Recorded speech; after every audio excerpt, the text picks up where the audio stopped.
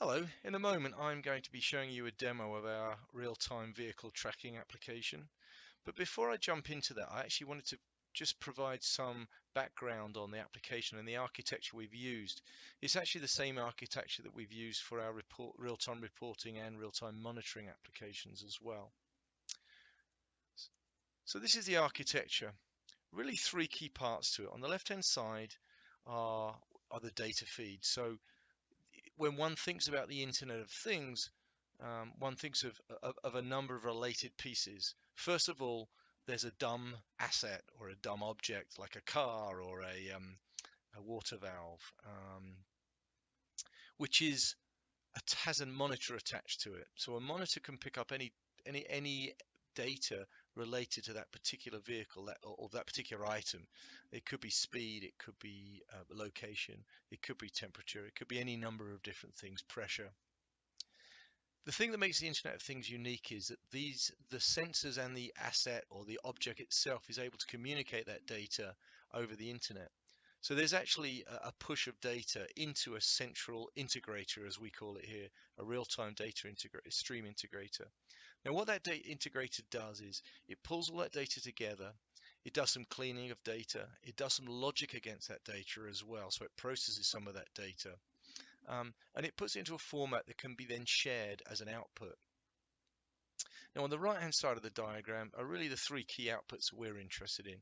Reporting is having the ability to actually in real time report on an issue and actually have it mapped, and we'll show that in the demo. The second element is tracking. Again, that's what the demo will be focused on. That's actually moving assets. So in our case, we're going to be talking about snowplows, but it could be any moving asset. And then the third element is monitoring. Those are static assets. Those are things like water valves, things that don't move that you're actually monitoring and picking up changes of state. So three areas: the data input area, the integrator area, and then the output area. So what does our vehicle tracking solution look like based on that architecture? Again, the three pieces.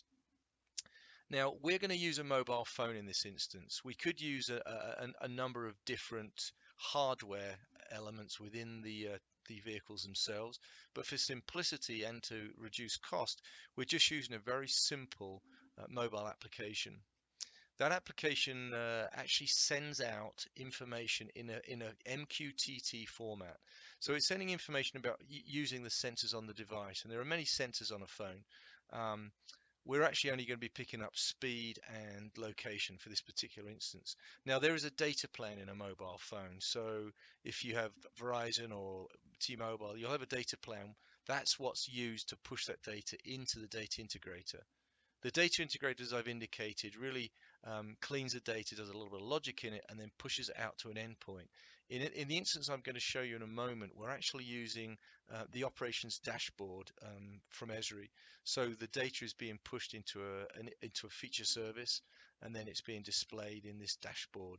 It could be pushed anywhere. It doesn't need to be pushed into ArcGIS. It could be simply pushed into a mapping platform. It could be pushed with other data sets for other processing. So we really are using the dashboard since it's very convenient and easier to configure. So let's step in a moment into the demo. Hi, so I wanted to provide a very quick demo of our snowplow tracking application. This could be applied to any moving vehicle or indeed a moving individual as well. What you're looking at on screen are three snowplows moving around in Colorado. We've got blue marking one snowplow, green and purple the other two. What you can see is the actual point on the map which marks the actual location of the snowplow moving in real time. You can also see the track that it's followed, and there are arrows on that track to show which direction it's moved. So you can see that it's been up and down, the blue one's been up and down the road, looking at the arrows. Let me just zoom in just slightly. Top left hand side panel, you'll actually see that the average speed of all the trucks is 22 miles an hour. And we've got three active trucks. Now, the application only monitors active trucks. If a truck has finished its route or it's taken an extended break, then we would actually discount that from the interface. Top right hand side panel shows the percent complete of each of the trucks. So given their specific routes, how far complete are they? At the moment, you can see that the green truck is about 30% complete with its work. And again, that's updating in real time. Now what we can do here is isolate the truck. So in the top right hand corner here, we've got a drop down. So let's just look at truck 1. What that does is it hides the other trucks and just focuses on that particular truck. Again, we keep the summary information. In the top left hand side, the average speed is just for that truck, so it isn't the average for the 3 trucks. I'm just going to add one more thing to this application. I'm actually going to send a text message which should appear on the map showing a citizen who's actually expressing a concern about something related to the snowplows.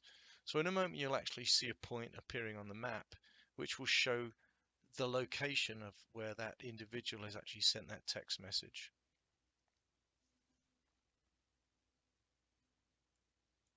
And there it is. It's just appeared on the map just above the blue point.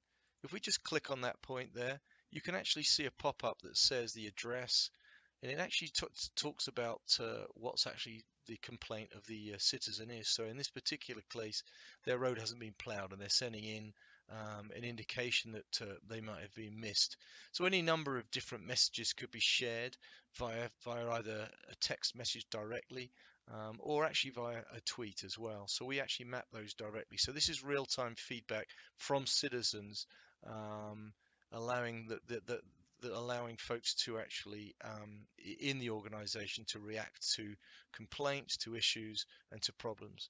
And again, we've actually got a summary down in the bottom corner here of that message that has been brought in. So that's the VHL or vehicle tracking application that we've built. Thanks for watching.